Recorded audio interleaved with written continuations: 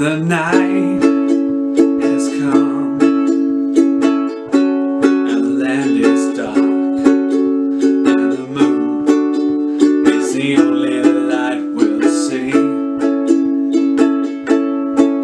No, I won't be afraid. No, I won't be afraid. Just as long as you stand by me.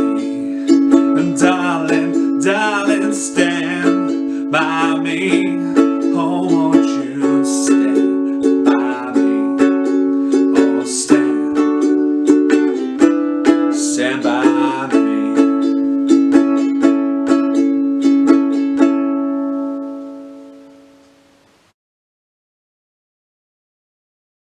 Hi folks, right, Stand By Me in the original key, okay, so in the key of A.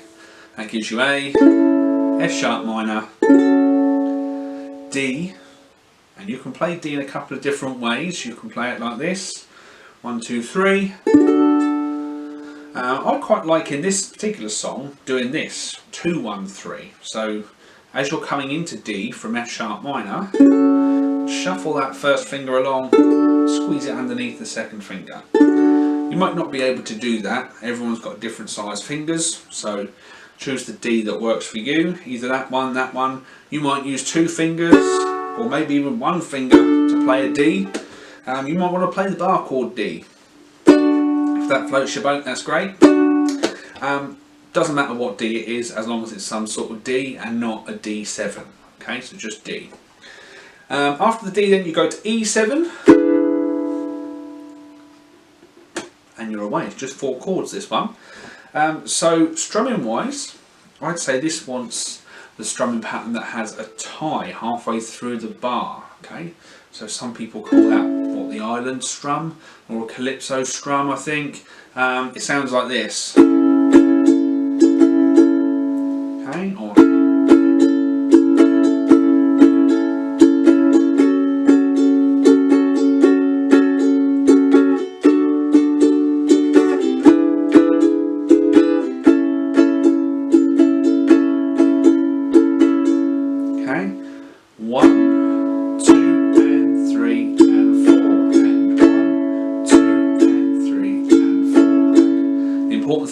being beat 3 doesn't get strummed. The end of 2 rings out for longer. 2 and 3 and 4 and down, down, up, down, down, down, up, down, up.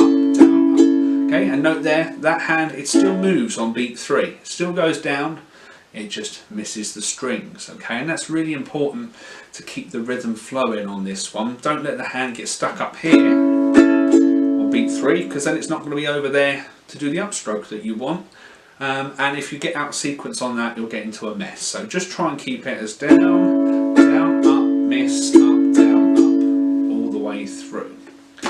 So that's the strumming pattern, that's the chords, that's really all you need to play a really nice rendition of Stand By Me. But if you fancy it, I've written out the intro part as well.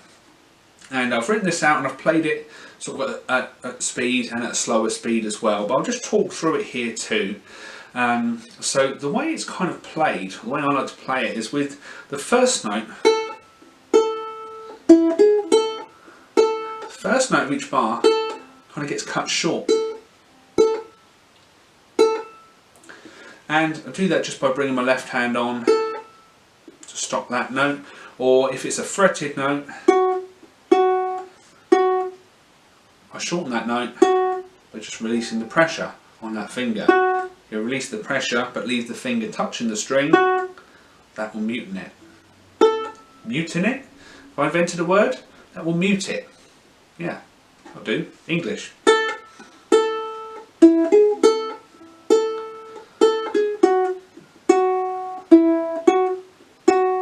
Okay, so you can hear those first ones there. Ba, ba, short, long.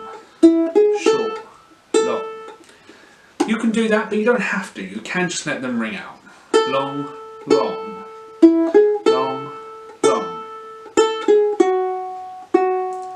And that might actually be a good place to start for you if you've not done much picking before. Rather than loading up too many techniques on that left hand, just let the notes ring to start with. Okay, so you're starting off with an open A string, and then you go to the E string for open 4. And you can bring your first finger over to do that if you like. I sometimes do that. Or you might like to kind of keep this hand in one position and use your third finger for that note. If you do that, the first time it doesn't really pay off, but the second time, I think that makes it a little bit nicer to run down to the 2nd fret rather than shifting the hand side to side. Generally when you're playing single notes, you want as little shifting side to side as possible, and really you don't want to be chasing notes around with one finger. You want to try and use multiples if you can. Okay, so that, hopefully you can see there's not much moving in that hand there. Okay, so the F sharp bar, 2nd fret on the E, open E, back to the 2nd fret, 2nd open. For the D bar, it's down to the 2nd fret on the C string, that's actually a D note there. And then here, the transition to E, or E7, I do this all with the first finger, and it kind of rolls its way across. So that 2nd note there, on the E string, I don't move the tip of the finger across, I actually kind of flatten the finger down. And that's what I would call like a roll. Okay, you're going to roll that finger across the strings. You can do it with 2 fingers if you like.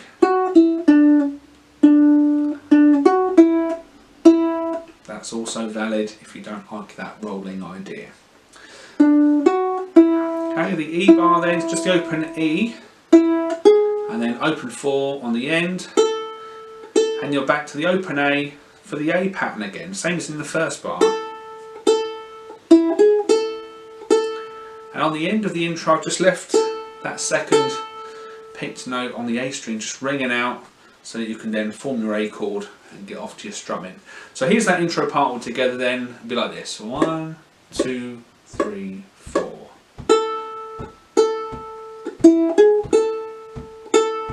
I'm letting them ring.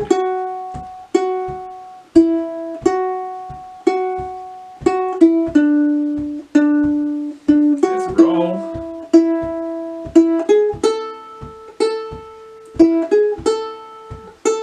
Okay, there you go. Not too many notes in that, but you do have to cross the strings a little, so watch out for that. You can start just picking that all up with one finger if you like, or if you're a plectrum player, you like plectrum for your strumming, try picking that up with your plectrum. You can use thumb and fingers, multiple fingers. Doesn't matter too much at the moment if you're new to this stuff. Just start trying to get those notes rolling out on time and sounding smooth from one note to the next. Okay, so there we go. There's Stand By Me with a little extra something as well for you. Have some fun with that.